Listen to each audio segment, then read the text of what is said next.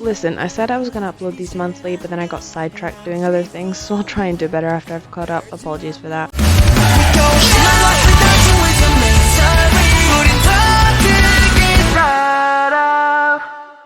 January was 2 months ago now. So many groups have been releasing music, and I was very shocked to see over 30 releases I had to rank just for this month. Nevertheless, I'm here doing it and giving my honest opinions because I trust that people aren't snowflakes. All that being said, let's work our way up from the bottom of the barrel. I'm disappointed in myself and the fact that I thought this song was salvageable. It was salvageable until that absolutely disgusting, vomit-inducing, ear-grating chorus and its accompanying horn showed up. I spent the rest of the song trying not to remove myself from the face of the earth. Viviz are kind of doomed. None of their past songs have been good or withstood more than a month of listening. Being realistic, it's a bit dead. I feel like this has been a B-side on so many albums already and it's nothing new. The bass is pretty epic and grand, but I can also hear similar sounding basses in other and more eventful songs. Not bad, literally just nothing special. This sounds like a Fromis 9 or G-Friend song to me, and while I somewhat enjoy this style of music, it gets done rather half-heartedly in my opinion, and this isn't an exception. Now, that's nothing against the girls, the song and the concept fit them really well. My issue is with the sub-clean production, although I know that they don't have much money, so I can only hope it gets better over time. Came out of nowhere and kind of devoured. I mean, not really, because that chorus section is a bit trash and the whole song sounds a bit tinny, so maybe they didn't devour, but they were just a surprise. Yeah, that's probably a more acceptable word for it. Not a hit. This style of music is just bland to me, and there's nothing more to it than that. I used to dislike this more though, so no complaining that your queens are too low, because they could have been lower did I not have 2 months to get used to the song. It's a vibe to say the least, but it's boring. Nothing happens, and I'm not the biggest fan of Jimin's voice in general, so that doesn't automatically make the song any more fun or good to me. A pass. OOO seem incredibly thirsty every time I see them, and this is no exception.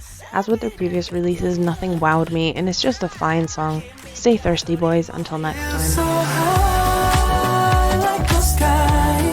Why does it feel like so many of the songs this month sound the exact same? It's actually annoying. As someone who isn't going to go out of my way to listen to these songs over and over because they're boring, I can't tell much of a difference between them all. As with all ballads, the vocals make or break it. Yeongjung's vocals perhaps aren't as strong as I would have liked, but what can you do? It's I guess. Definitely better than the average ballad though, no question.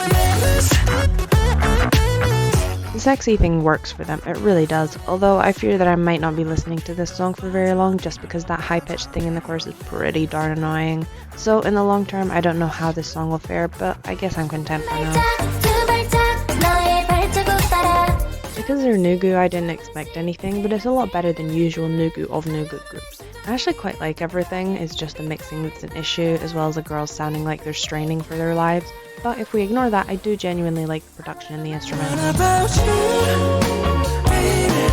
Small things can sometimes be overlooked when listening to songs if they don't fit your fancy, but I can't ignore the entire song, rather the genre of the song. What else can I say apart from uneventful? I've said it before and I'll say it again, SF9 aren't for me. I know they make rich men music, but rich men music doesn't really hit. Yeah, it's okay as background noise, but I don't actually think I would ever look for this. At least it's better than their last comeback. This song is the definition of outdated music that should have been released in 2018. Not that it's bad or anything, but in the current K-pop musical climate, it doesn't fit in the slightest. That could be seen as a positive or negative depending on who you are and how you look at it, but it doesn't work in a too positive way for me. Why the 180 from Smartphone? Like, seriously, after I fell so hard for Smartphone, it was genuinely mind-boggling for me to see Yana going for a darker concept. At this point, I'm praying Yewa doesn't throw songs at her and just hope that something sticks permanently, because yikes if that's what they're planning to do. I'm no good with song genres, but I think this is R&B. Well, whatever it is, I can tell you for a fact that these types of songs rarely stand out to me because there's quite an oversaturation in the Korean music scene, at least from what I hear. And so it takes a lot for me to properly and fully enjoy one of these. And I don't know what it is about me, but something just tickles the right spot in my brain. The destroyer of all potentially fantastic songs? Trash mixing. Their nugu, yeah, I know, it's been said this video already. Even still, it's one of the better under-budgeted songs this month, so it deserves some props. Monsta X have never been it for me, so I'm not affected by the fact that this is meh. It's probably one of their better title tracks, but there's not much appeal. I do understand why people hound after this song though, I'm simply one of those who doesn't. Two Baddies was better. I hope that's the common opinion. At this point, NCT 127 shouldn't make serious music, they should focus on being a joke. The music turns out better that way. Maybe my distaste for AO just comes from me only liking the chorus, because the chorus is really damn good and the rest of the song is trash, so I do kind of low-key hate it for that. Everyone and their mother heard this bit on TikTok.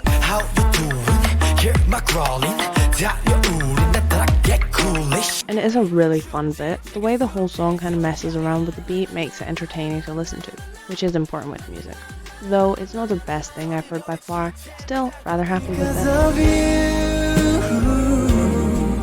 A stellar ballad. I thoroughly approve, which is not something I say about ballads very often. The fact that I want to listen to this more than one time speaks absolute volumes. And TriTap's voice is what sells the ballad, but even its musicality isn't the worst.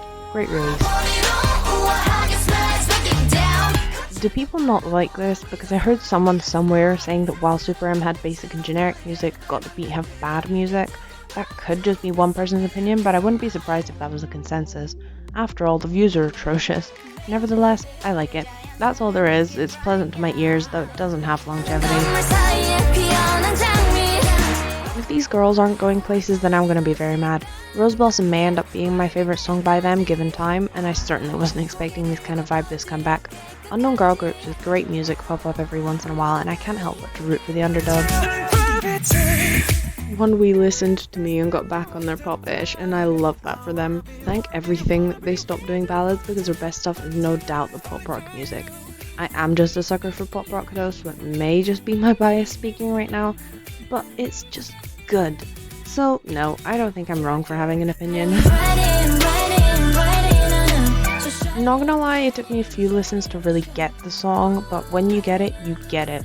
It feels like everyone collectively is choosing to pay attention to XG, which is a huge win for them. All we need is more music, an album so to speak, and we'll be good to go. You know, it's cute. Not in the typical cute way, but in the breath of fresh air kind of way. For a debut and for a company where BXB are the only artists under them, I cannot be more satisfied. It's soft but not too soft, and relaxing but not too much that I feel like falling asleep. Overall, fantastic.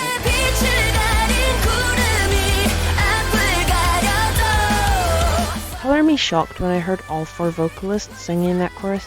Absolutely ethereal. For a group whose music has been going downhill since Maison era, this was that classic rock sound that I've grown accustomed to from Dreamcatcher. And while it's not bad to go outside of your box, I needed this inside of the box from Dreamcatcher credit.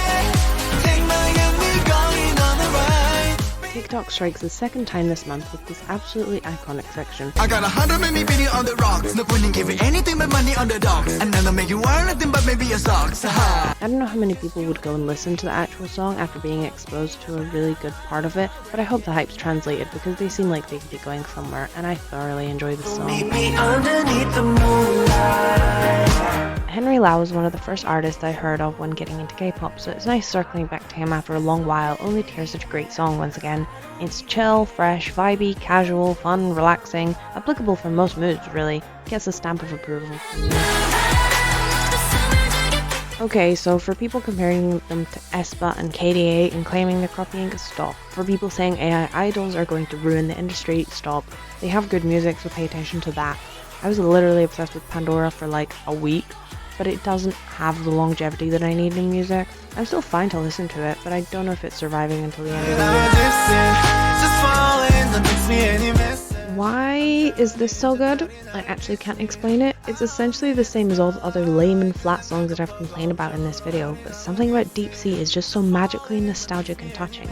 One of the biggest surprises on this list, it had me from first listen. Oh my god, yes on that. Okay, we all have to admit that New Jeans producers are insane. How the hell is this so catchy and good? I know some people don't want to support New Jeans because of their being minors and because of enhypen, but I don't think those people should trash the music. I don't particularly want to give views or anything to New Jeans, but if I like someone's music, I'll listen to it. Separate the art and the artist. My only question is if it has longevity, because it's been a while and I don't listen to OMG nearly as much as I did before. No one, literally no one, expected this. TXT's music has been slowly improving over the years and I'm worried it'll peak with this album. I like every single song after all, that's rare as hell. Literally perfection. The concept, the music video, the choreo, the promo, the dance, the B-sides, the lyrics, the boys, no misses. Everything here is done with a reason behind it, with a story behind it, and it's absolutely ethereal. I'm hoping their next comeback continues on such a positive path because they've gotten a lot of attention, which they rightfully deserve. The video is done now then, thanks for watching if you made it this far, and I hope to see you around. You better